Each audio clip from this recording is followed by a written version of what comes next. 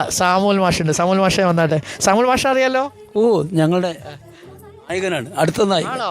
മാഷെ, മാഷ് ഇപ്പോഴും നല്ല ചെറുപ്പം അല്ലേ? മാഷ് എത്ര വർഷം പഠിപ്പിച്ചു സാമുൽ മാഷ്? ഞാൻ 30 വർഷം ഹൈസ്കൂൾ മാഷായിരുന്നു. ഇവിടെ തന്നെയായിരുന്നോ? അല്ല, 2008 ഇവിടെ നിന്നാണ് റിട്ടയർ ചെയ്തത്. 1991 ഈ സ്കൂള് അപ്ഗ്രേഡ് ചെയ്ത് 8ാം ക്ലാസ് ആകുമ്പോൾ ആദ്യം വന്ന ഞാനിവിടെ ആയിരുന്നു. 81 എത്ര വർഷം ഇവിടെ പഠിപ്പിച്ചു? ഇവിടെ പലതവണ വന്നു സാർ. 4-5 തവണ ഇവിടെ വർക്ക് ചെയ്തു. മേപ്പാടി ഹൈസ്കൂളിലാണ് ഞാൻ. ഇവിടെ ടീച്ചേഴ്സ് ഇല്ല എന്ന് പറയുമ്പോൾ HM ഇൻചാർജായിട്ട് വരും. അവസാനം റിട്ടയർമെൻറ്റ് വർഷത്തിൽ ചോദിച്ചു വാങ്ങി വന്നാണ് ഈ വർഷം. അതെന്താ ഇവിടെ ചോദിച്ചു വന്നു? ഇവിടെ അത്രയും നല്ല മനുഷ്യരാണ്, നിഷ്കളങ്കരായ കുട്ടികളാണ്, പാവങ്ങളാണ്. റിസൾട്ട് വളരെ മോശമായിരുന്നു. ആ വർഷം ഞങ്ങൾ കൂട്ടായി പരിശ്രമിച്ച് 100% റിസൾട്ട് ആദ്യമായിട്ട് ഫസ്റ്റ് വരുന്ന ആ വർഷമാണോ? വർഷം 2008.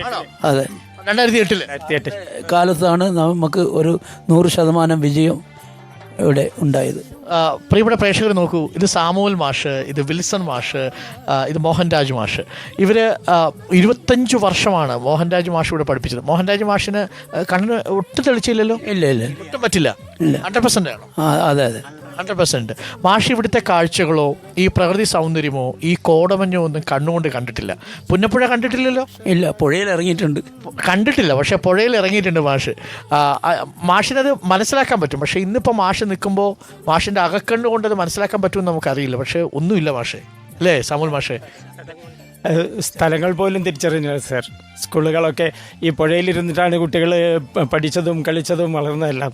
അത്ര പ്രകൃതി രമണീയവും അത്ര അവരുടെ ജീവൻ്റെ ഭാഗമായിരുന്നത്. ഈ ഭാഗത്തെല്ലാമുള്ള വീടുകൾ മുഴുവൻ പോയിട്ട് ഒന്നും ഇപ്പോൾ സ്ഥലം പോലും കാണാനില്ല, കണ്ടാൽ മനസ്സിലാവാത്ത അവസ്ഥയിലായി. മാഷേ, ഇവിടെ ഈ സ്കൂളിനെ കുറിച്ച് ഓർമ്മിക്കുമ്പോൾ ഒരുപാട് അനുഭവങ്ങൾ ഉണ്ടാവുമല്ലോ? ഉണ്ട് സാർ. ഇപ്പോൾ കുട്ടികളുടെ കാര്യം പറഞ്ഞു, ഈ ഒരു അന്തരീക്ഷത്തിൻ്റെ കാര്യം പറഞ്ഞു. ഇതിനൊരു അനുഗ്രഹമായിട്ട് മാഷ് തോന്നിയത് എന്തായിരുന്നു? ഈ പ്രകൃതി ഒരു പ്രധാനപ്പെട്ട ഘടകമാണ് അല്ലേ? ഇവിടുത്തെ ജനങ്ങൾ പട്ടണത്തിൻ്റെ ഒരു ജാടയുമില്ലാതെ വെറും ഗ്രാമീണമായ ഒരു ശൈലിയിലാണ് കുട്ടികൾ. അവർക്ക് സ്കൂളിൽ നിന്ന് കിട്ടുന്ന ഒരു പ്രതീക്ഷയാണ് വളരണം, വികസിക്കണം എന്നുള്ള ഒരു ആഗ്രഹം. അതിനുവേണ്ടി ജനങ്ങളെല്ലാം സ്കൂളുമായി വളരെയധികം സഹകരിക്കും. 2008 100% റിസൾട്ട് എന്ന വർഷം ഇവിടെ 11 സ്ഥലങ്ങളിൽ അയൽക്കൂട്ട പഠന സമിതികൾ ഉണ്ടാക്കി രാത്രികളിൽ നാട്ടുകാരുടെ നേതൃത്വത്തിൽ ക്ലാസ്സുകൾ നടത്തിയിരുന്നു. മദ്രസകളും മറ്റ് വായനശാലകളെല്ലാം കുട്ടികൾക്ക് പഠന ക്ലാസ്സുകൾ ഒരുക്കി കൊടുത്തിരുന്നു. രാവിലെ ബ്രേക്ക്ഫാസ്റ്റ് കൊടുത്ത് കുട്ടികൾ രാവിലെ 6 മണിക്ക് വരും, വൈകുന്നേരം 6 മണിക്ക് ഭക്ഷണം കൊടുക്കും, ബ്രേക്ക്ഫാസ്റ്റ് കൊടുക്കും. നമ്മുടെ സഹനയുടെ മദർ PTA മുമ്പോട്ട് എന്താണ് അങ്ങനെ എല്ലാവരും കൂടി ചേർന്നുള്ള ഇപ്പോഴും ബ്രേക്ക്ഫാസ്റ്റ് കൊടുക്കുന്നുണ്ടായിരുന്നോ? ഇപ്പോഴും കൊടുക്കുന്നുണ്ട്. ഉണ്ട്. നമ്മുടെ പിന്നോക്ക വിഭാഗ കുട്ടികൾക്ക് പ്രഭാത ഭക്ഷണമുണ്ട്.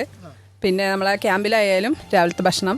പിന്നെ ക്യാമ്പിൻ്റെ സമയത്ത് സാധാരണ ടീച്ചർമാർ പറഞ്ഞാൽ ഞങ്ങൾക്ക് ഇത്തരം ഫുഡിന് വേണ്ട, കാരണം അത്രയും നല്ല ഫുഡാണ് നമ്മൾ രക്ഷിതാക്കൾ ഇവിടുന്ന് കൊടുത്തിരുന്നത്. ഒരു ദിവസം നെയ്ച്ചോറാണെങ്കിൽ പിറ്റേ ദിവസം ബിരിയാണി, അങ്ങനെ കഴിച്ച് കുട്ടികൾക്ക് പഠിക്കാൻ പറ്റാത്തൊരവസ്ഥയായിപ്പോയി. അങ്ങനെ അധ്യാപകരെന്നെ ഇങ്ങോട്ട് റിക്വസ്റ്റ് ചെയ്യാൻ തുടങ്ങി, ഞങ്ങൾക്ക് സാധാ ഫുഡ് മതിയെന്ന്. അത്രയും സഹായിക്കുന്ന ഒരു നാട്ടുകാരും ഒക്കെ ആയിരുന്നു ഈ ഭാഗത്തുണ്ടായിരുന്നത്. സാമുൽ മാഷേ, നമുക്കൊപ്പം